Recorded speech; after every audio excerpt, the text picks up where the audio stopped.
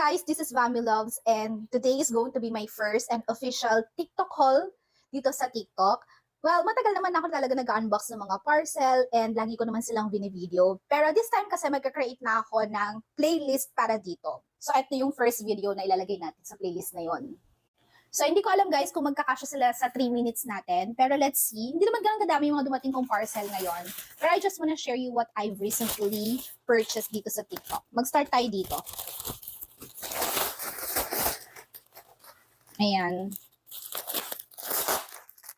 Ano to? Ano to? There are mga moments talaga guys na hindi ko na natatandaan yung mga pinagbibili ko. Kaya pagpasensyahan niyo na ako kung lagi kong sasabihin yung ano to. So, eto. Okay. This is chia seed, 100 grams. It's from Nutrifinds. Ayan. And then, meron din akong roasted cashew na 100 grams din. From Nutrifinds pa din. Syempre, isang parcel lang naman sila. And then, itong isa is 100 grams naman din siya na blanched almond. Tama ba yung pronunciation ko, blanch? Ayan. Slice na to guys. Pwede na siyang kainin at it is from Nutrifinds pa din to. 100 grams din nga pala siya. So, let's go to the next parcel.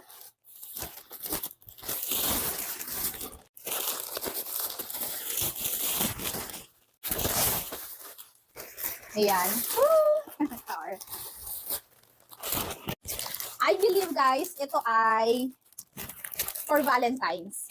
Alam niyo yung logo na umiilaw, yung binibigay kapag Valentine's. Wala kasi bumibigay sa akin kaya binilhan ko na lang ng sarili ko. Char. So ayan, ganyan siya yung itsura niya. Ipapakita ko siya sa other video kung ano yung magiging itsura niya talaga. I mean yung kalalabasan niya pag naayos na natin siya. But for the meantime, ipakita ko lang sa inyo yung color. So I have red. I believe this is peach. And then, meron din tayong blue at pink. Next natin guys is ito. Pero baka makat yung video. So magpa-part 2 pa tayo. Madami-dami kasi ito eh. Ito yung una. Magpa-part 2 na lang. Okay, part 2. So, ito na yung una. Charan! Hindi ko alam kung ako lang. Yung parang feeling ko lagi kung kailangan to. So, pang ano to ng balloons. Diba? Pag may mga party sa bahay, mga impromptu party, kailangan nyo yan. Next is, ayan. I bought some metallic balloons. Oh, parang meron akong paggaganapan, no? Ito, metallic balloons to. Of course, number balloons, number 2. Ito, metallic pa din to. Ba't ang dami? Ayan. Ito ay balloons pa din. Ang dami kong balloons ha. Wait lang.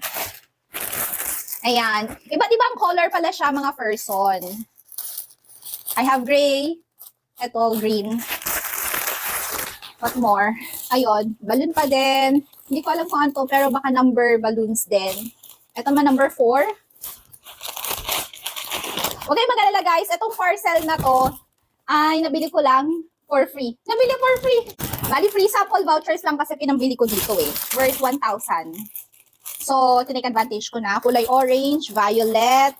Meron kasi ako nakita dito sa TikTok na murang bilihan ng mga party needs. Ayan, kulay black. Maroon. Ito ano siya, parang retro colors naman siya. O, di ba ang dami? Hanggang next year ko nito gagamitin. Saka ko na ipapakita sa inyo isa-isa kasi sobrang dami talaga. So, ayan pa. Ayan, ang daming colors. Iba-iba din yung sizes nito kasi mga person. And of course, ribbon. Ayan, bali dalawa siya. Gold na color. I think silver yung isa kong binili. Pero bakit pareho silang gold? More balloons pa tayo mga person. Ayan, sobrang dami. Ayan. Ay! And, hindi ko alam kung ano to, pero feeling ko balloon pa din to. Ayan. O, diba? For the balloon ng person. So, mamaya ko na sila ayusin kasi sobrang dami. Feeling ko magpa-part 3 pa tayo. Moving forward, pagsabayin natin tong dalawa na to kasi sobrang tagal na ng parcel na to sa bahay. Last month pa to, mga early of December, and free sample lang to. Just in case na makat ha, magpa-part 3 tayo. Hanggang 3 minutes lang kasi kaya eh. So, ito na yung kasunod na parcel at nabuksan ko na siya. Free sample to from Ecora. Familiar naman siguro kayo sa Ecora na brand. May paganito pa siya. Ano ba to? Happy shopping! Ayan, binigyan nila ako ng seamless socks. Para sa mga mahilig mag-doll shoes dyan, or kaya naman ayaw magsuot ng makapal na socks. Bongga to para sa inyo mga person. So, ayan siya. Diba? Ang maganda kasi dito, guys, may pagka-cotton pala yung pinakailalim niya. So, masarap siya sa paa. And then, itong sa upper part, mas seamless siya. Medyo bongga. Para pa ding nakamedyas sa bandang ilalim, pero manipis lang. And then, yung area na to yung seamless. Thank you! So, yung isa naman nilang binigay ay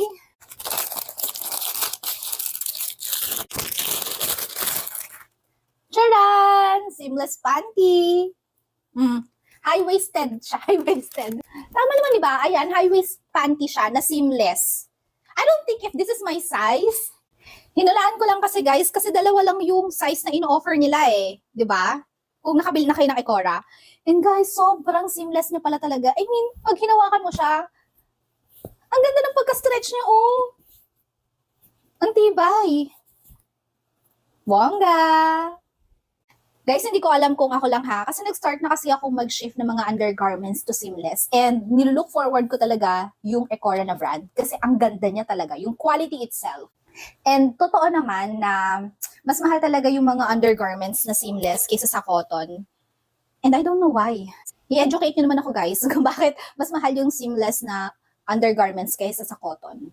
Pero ito talaga yung isa sa mga reason kung bakit ako nag-start mag-change ng mga undergarments to seamless. It is because meron ako na sa lihang group sa Facebook. Matagal na. Mga around 2019, 2020, mga ganyan.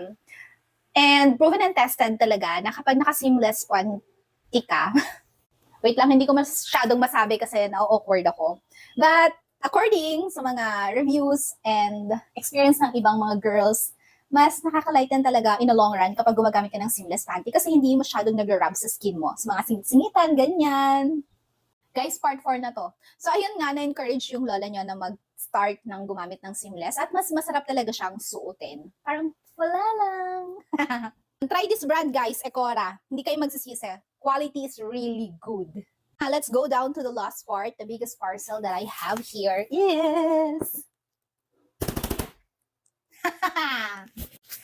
Etong product na to mga person ay madalas nyo nang makita sa mga videos ko. So, hindi na to bago sa inyo. Ayan. Coco products! Dahil sobrang na-addict na nga ako dito, hindi ko na mapigilan ang pagbili-bili nito. Eto guys, napabili na naman ako ng 2 kilong cream bar. Ayan. Ay! Blasting pala tong isa. Feeling ko mix to. Strawberry and chocolate. Tapos ito, mix din siya. Cream bar naman siya. So yung pinagkaiba ng blasting guys at saka ng cream bar, ito kasi chocolate cone to. Ito vanilla cone ba tawag dito? Yung nagtatanong na ako sa mga viewers ko ano yung mga pinagbibili ko, no? But anyway, kung mapapansin nyo naman, magkaiba talaga yung cone nila. Ito yung normal cone na nakikita natin pag bibili tayo ng mga ice cream. So, ay siya yun. Yan yun. Yan na yun. Dito kasi sa TikTok guys, ang karamihan talaga na binibili ko is food talaga, mga pagkain. Mahilig ako mag-try ng mga, kung ano mga trending food dito sa TikTok. So moving forward, yung mga haul natin is most likely ay pagkain talaga. So ito na yung last part ng ating first ever TikTok haul. Sana may mga nagustuhan kayo dun sa mga binuksan natin ngayon. So, you might like to visit their shops. Kung hindi nyo naman makita, pwede naman kayong mag-comment and magbibigay ako ng link. Lalo na kapag mga nakasale sila, sobrang bonggang mamili dito sa TikTok. Halos lahat ng product dito mas mura talaga compare sa ibang platform at saka compare kung bibili ka sa mga physical store. Promise. Yung online deals talaga dito kay TikTok ay talaga namang kasiyasiya para sa mga consumers, sa mga buyers, kasi sobrang dami niyang free shipping coupons, mga discount coupons. Aside from that, nakakatuwa talaga dito yung kahit pwede kang mag-affiliate or kung meron ka mga inaay na product, sobrang daming reviews mo na pwedeng makita. I-search mo lang yung product dyan sa search bar, tapos makikita mo na kung okay ba or hindi yung product na bibilin mo or iniisip mong bilhin. Hanggang sa susunod na TikTok haul. Bye-bye!